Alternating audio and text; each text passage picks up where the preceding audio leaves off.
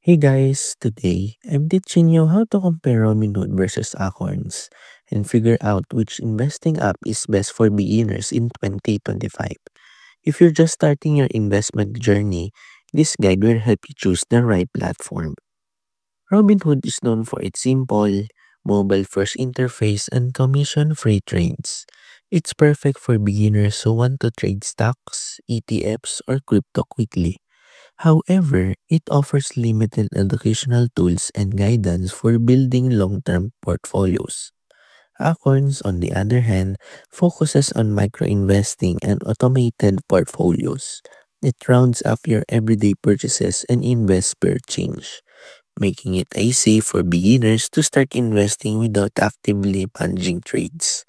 Acorns also provides guidance, retirement accounts, and educational resources for long-term growth. Robinhood is ideal for hands-on beginners who want to trade actively.